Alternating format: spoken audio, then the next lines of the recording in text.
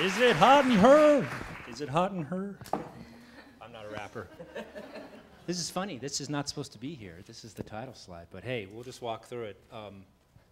So, I'm a downtown Raleigh resident. I'm an idea guy as a professional. I get to teach at UNC, and so I'm going to talk about what I think is a really good idea for downtown Raleigh. Let's first talk about, oops, wow, that's gone so fast. That previous slide was supposed to talk about how great Raleigh is. We all think Raleigh is this great metropolitan area. All these, there are all kinds of media that talk about how great this region is. And so let's talk today about what we can do to make it better, because we don't want to just rest on our laurels. First of all, we've got organizations like the Visual Art Exchange. We've got great art museums.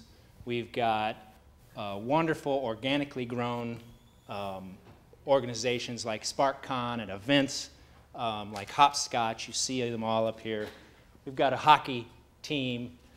We do First Night Raleigh.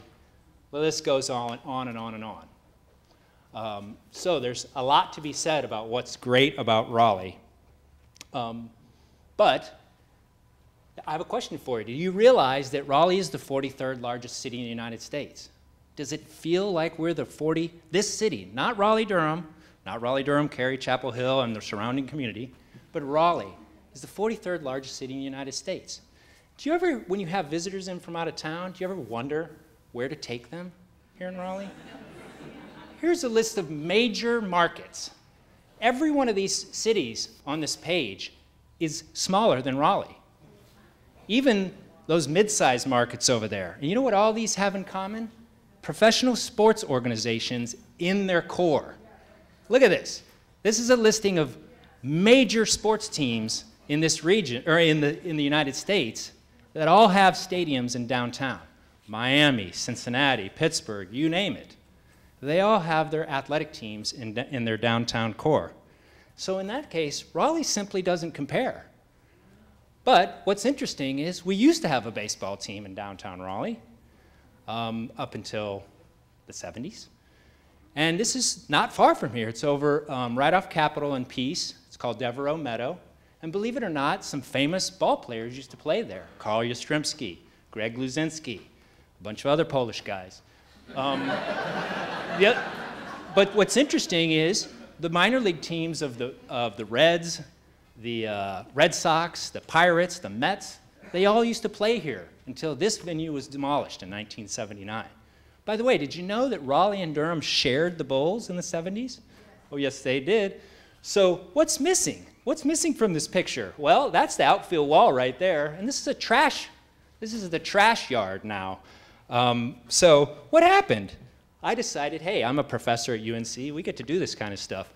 I asked my students to help me do a research project on why we don't have baseball in downtown Raleigh. And by the way, I'm an adjunct, so I get to do that kind of stuff.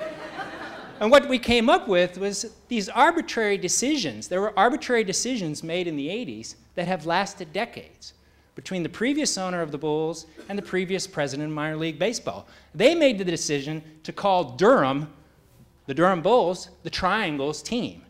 So what's the deal? Why is this venue, the Carolina Mudcats 5-county stadium, 30 minutes from here?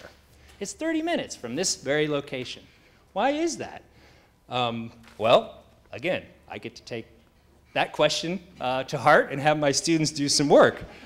What's interesting is we actually did a poll of downtown Raleigh residents and asked them, hey, have you been to a Bulls game? Have you been to a Mudcats game? And you see the answer right here.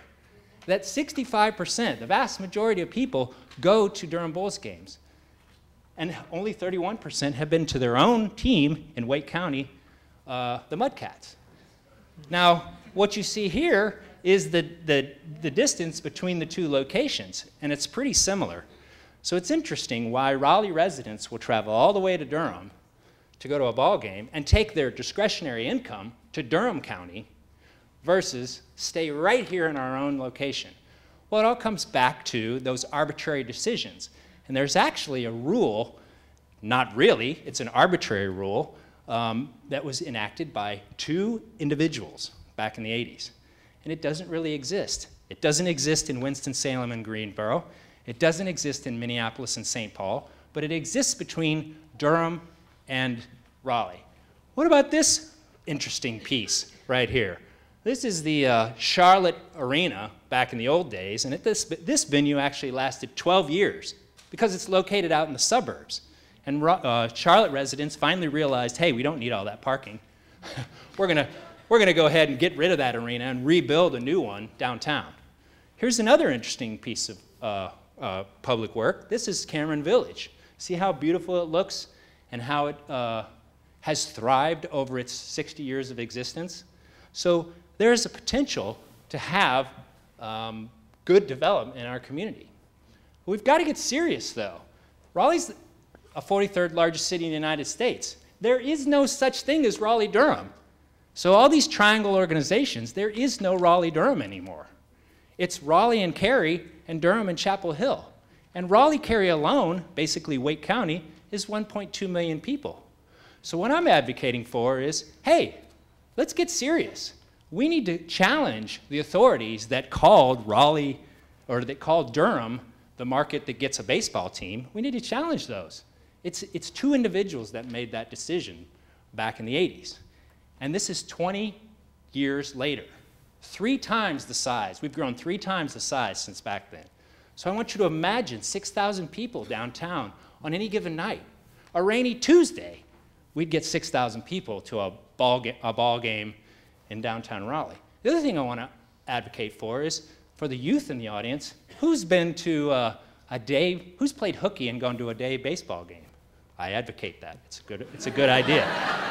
So I put this slide up here, but because did Durham ask our permission to buy this venue? Well, I sure as hell know, because I helped launch this venue, much to most people's dismay, thinking that Durham isn't going to be able to support a performing arts venue. Well, look where that got them, because that's the 8th most popular performing arts venue in the United States at this point. So what I leave you with today is a vision of what could be in downtown Raleigh. And what I'm asking you to do is, hey, you've got my contact info. Let's get serious and make Raleigh the great city it can be.